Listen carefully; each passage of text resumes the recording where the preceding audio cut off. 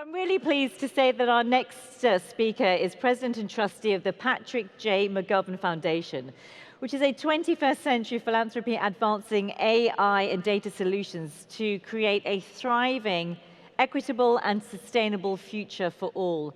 Now, to share his views on reimagining AI, purpose-driven and centered on love for humanity.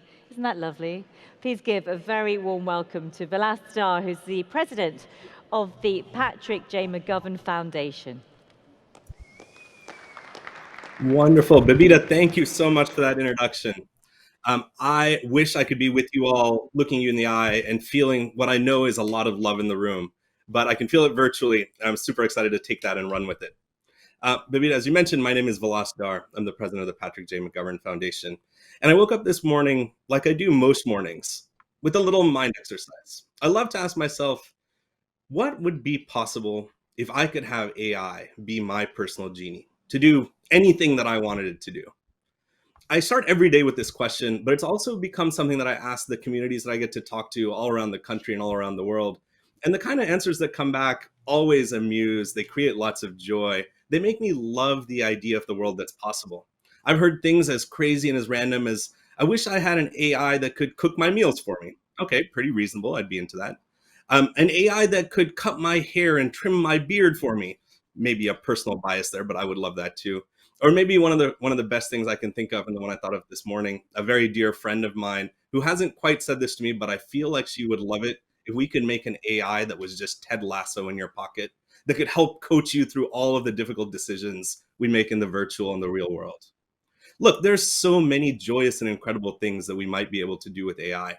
But underlying it, I have a pretty deep conviction that if we got through the use case, the idea of that next sparkling toy, and asked folks across the world, what kind of AI future do you really want? I think we'd get a pretty common answer. I think we'd get people to say, we want a world where AI affirms our humanity, centers our dignity, gives us an opportunity to be as curious as we want to be, as community centric as we want to be, as great as we can be.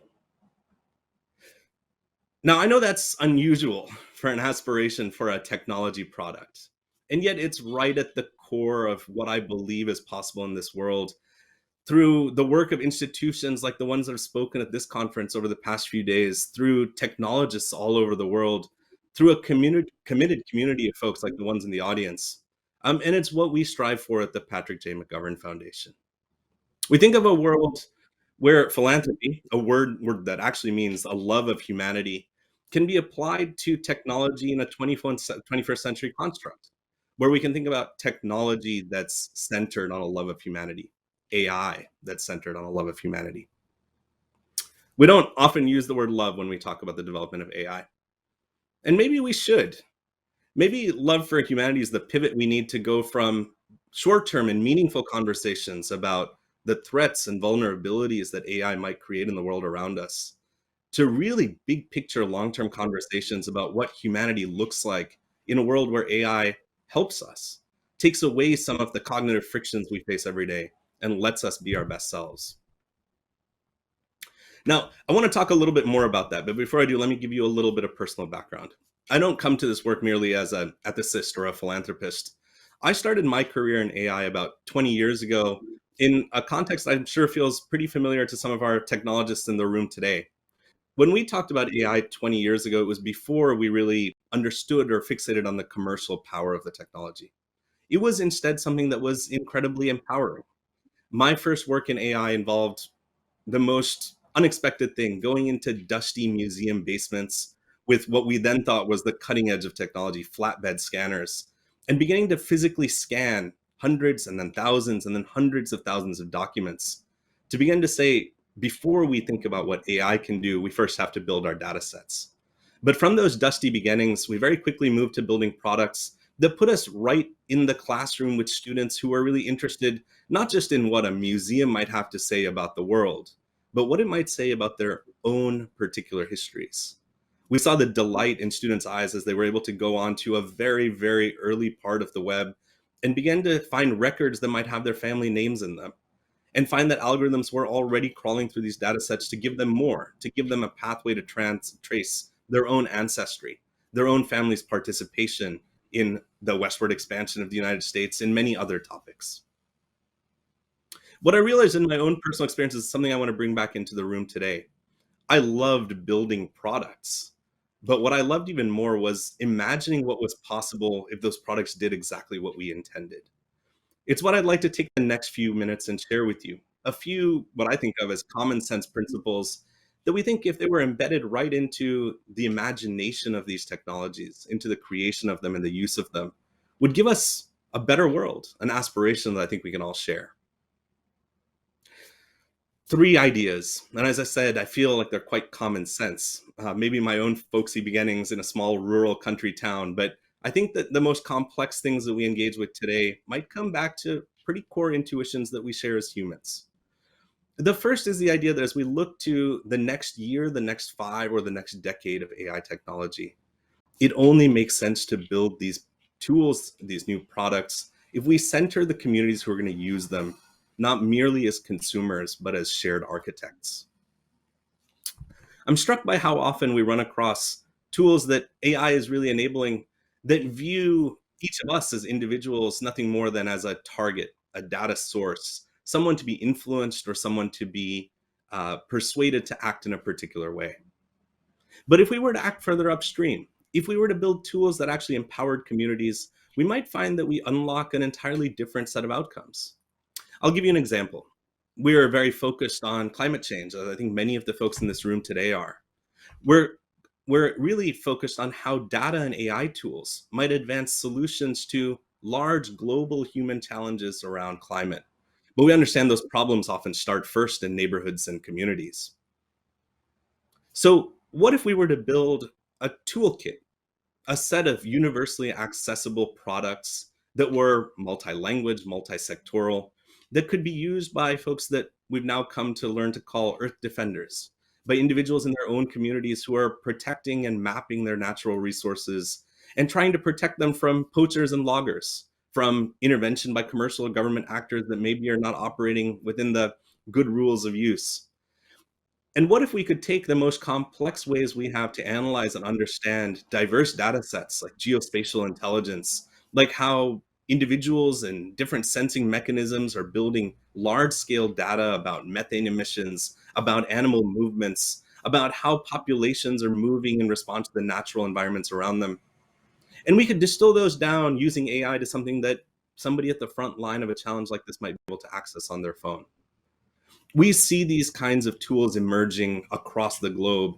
And we have the great privilege of being able to talk to hundreds of engineers and organizations a year that are building these kinds of products. And yet we also recognize that they operate in an under-resourced, almost fringe setting, where some of the meaningful investments that are happening into R&D at the front lines of AI are taking years to be percolated out to allow for people to actually access them. It brings me to a second very common sense principle that might advise our work here. What if we really change the dynamic around AI to go from these small, limited centers of deep research to be much more widely accessible? You know, I saw recently that the Brookings Institute did an analysis. They said that even at the major machine learning conferences, the highly technical environments where scientists come together to share the most cutting edge achievements in the field, only about 50 to 70% of those papers are willing to open source and release the code that actually drives the analysis and insights being presented at those conferences. Now, there's a second element to this idea of being widely shared, both in use and in architecture. I recognize that we are focused on an incredibly important problem today: how to remove bias from the systems that have already been created. And yet I go back to a common adage, an apple a day keeps the doctor away. Even as we try to figure out audit or other mechanisms to go in and root out bias from the systems we've created, as we try to address the symptoms of the problem, we should also acknowledge that if we simply built a significantly more diverse group of people building these tools, if they had the opportunity for early input, if they had the opportunity for early access, not merely for those tools that are used for community good, but for corporate use, for government use, we might have a significantly different conception of the problem of bias. And in doing so, we could create tools that were much more robust and representative of what we all seek to achieve. Now, I'll be quite clear, I'm not merely talking about those solutions that address climate change, as I mentioned, or the front lines of a digital health challenge, or even things like making sure that we as consumers really understand the products we want to build.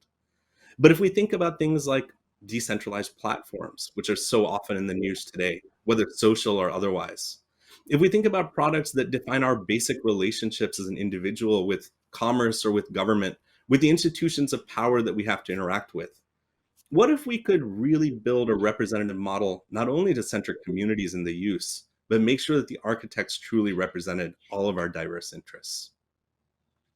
It leads me to the third point, which again is linked to the first two. It's a very common principle, particularly in the design world, that the tools we build as engineers are grounded in the principles that we bring to the actual design, that really design equals values. Now, I'll ask everybody in the room to think about the tools that we've talked about over the last few days that we commonly use in the world. Where in the design of those processes did we stop and ask, what are the values behind the tools we're creating and the outcomes we're creating in the world? What would it look like if we were able to create a common and shared conversation, not merely among the engineers or the business people behind the commercial implementation of these tools, but among every single one of us as a part of our democracy, as a part of our way of engaging with our shared digital future, to ask, what values are we bringing to the design of these tools and products? I think of every technologist in the room, and obviously there are things that we can ask each of you to do, to think about the why behind the work that you create, to think about how you might take the products of what you build and make them accessible to communities that are vulnerable or at risk around the world, to think about how we might make it easier for those who come after to advance and build on our work. But my message today is not really to the technologists. We understand that very often the creators of these technologies are doing them for the right principles. My message today is to all the rest of us, to the ecosystem we're building, folks who understand intersectionality, who understand inclusion, who understand equity, and who share a common belief in justice. What if we could share all of the principles that drive these products and build together for that common future? Let me close by saying, like many of you, I'm very much an optimist about the world in general, and in particular about the opportunities that AI presents. The technology can be transformative, I think has become a cliche, but one that we have to hold on to because it transforms, again, not just our behaviors, our actions, our commerce. I think it has the potential to transform who we are as individuals and as a shared humanity.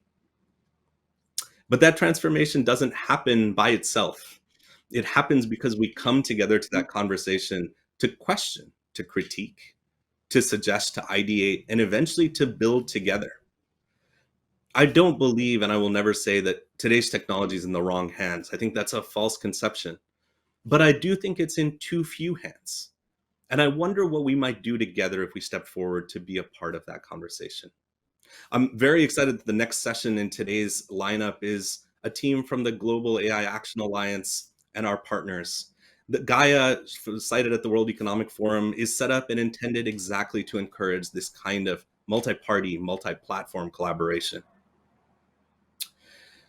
You know, each of us can be technologists, we can be innovators, we can be social change leaders. These are not titles that tag us and remain branded on us. We can move between them. We can think about who we want to be. I think we can all be ambassadors of a reimagined AI, an AI that centers a love for humanity, that centers an understanding of the global and common problems we all face, and that enjoys the process of building tools that really make the world a better place.